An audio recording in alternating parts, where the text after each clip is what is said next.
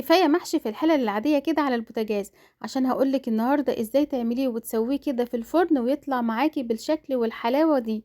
عايزة اقولكم حرفيا ريحته بتبقى قلب البيت كله، وكمان حلو قوي بقى في العزومات. عايزة اقولكم هقولك النهاردة على الطريقة المظبوطة اللي يطلع تسويته معاكي حلوة جدا، وكمان يطلع معاكي رزاية مفلفلة ولونها حلو زي ما انتوا شفتوها كده.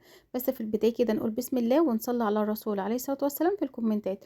دي كانت كرنبايه كده كنت جايباها، والله كانت ب10 جنيه. انا قلت بس هعمل منها كده شويه، بس انا من الناس القديمه كده اللي بحب ان انا افصص الورقه واحده واحده كده، مش بحب ان انا اسلقها كلها على بعض. او هقول لكم ليه، عشان انا باخد العرق الابيض ده كده بحب ان انا استغله، اخده كده في المخلل على فكره بيبقى حلو جدا.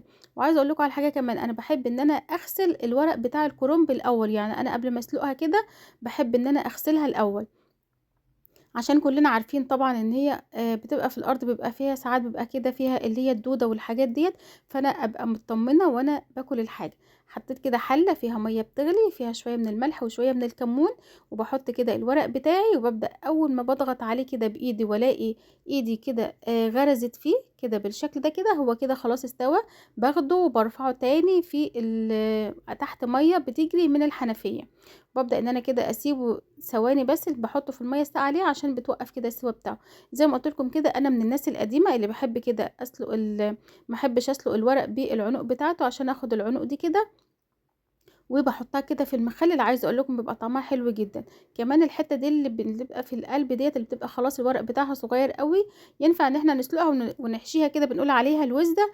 وانا بحب برضو ان انا اخدها كده اغسلها كويس جدا، وعندي بقى كده شويه من اللفت بحطها كده فيها، وبزود بس شويه ملح. وعايزه اقول لك كل بقى احلى مخلل اللي هو قلب العروق والقلب كده بتاع الكرنب ده بيبقى طعمه حلو جدا. جبت كده بقى طاسه. وعايزه اقول لك على حاجه كمان، لما تيجي تعملي الصلصه بتاعه المحشي اعمليها دايما في حاجه واسعه عشان تسبك معاكي بسرعه وتبقى حلو. بصلتين كبار كده قطعتهم، ببدأ ان انا حطيت شوية زيت محترمين كده، وابدأ ان انا اشوح فيهم، مش عايزاها تحمر قوي ومش عايزاها برضو بيضة وسط كده. حطيت عليها كده شوية من الصلصة، انا كنت عاملة الصلصة دي قبل كده، كوبايتين من الرز المغسول. حطيت كده شبت وكزبرة وبقدونس متقطعين. حطيت بقى البهارات بتاعتي، ملح وفلفل اسود وكمون وكزبرة، ومش ببالغ في البهارات، بس كده شوية من البابريكا. حطيت بقى كده شوية من معجون فلفل اللي انا كنت عاملاه معاكم قبل كده. حطيت كمان معلقة من الصلصة. وببدأ بقى ان انا اجيب الطاجن بتاعي. الحلة ديت عندي كده طاجن، يعني هي حلة بغطاء كده بتخش الفرن بالغطا بتاعها. وببدأ بقى ان انا ارصها كده، احشي المحشي بقى بتاعي كده، بس خلي بالك ان انت تتكي على المحشية كده. ببدأ ان انا الف المحشي كله. لو وصلتوا لحد هنا كده معايا في الفيديو ما تنسونيش بلايك ودعوة حلوة كده من قلبكم، ونصلي على الرسول عليه الصلاة والسلام في الكومنتات. لفيت الحلة بتاعتي. عايزة اقولك على حاجة كمان في تسوية الطاجن، ما تمليش الطاجن بتاعك قوي علشان لسه يبقى ياخد راحته كده في السوا، يعني سطر كده، يعني يبقى لسه سطر كمان فوق كده زي ما انتم شايفين عقلة صباع كده، تسيبيها علشان ياخد راحته كده في السوا.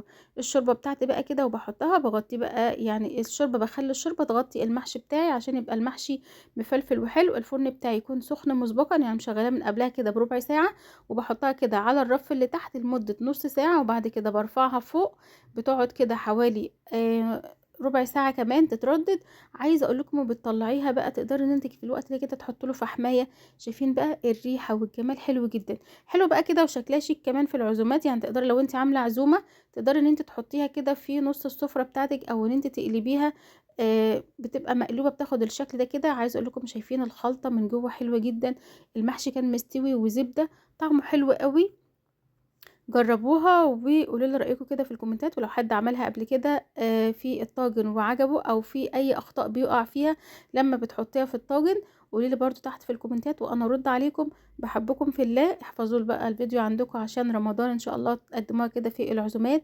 شايفين المحشي نازل حلو جدا جدا، كان طعمه حلو قوي ولذيذ. بحبكم في الله، واستنوني ان شاء الله في فيديو جديد.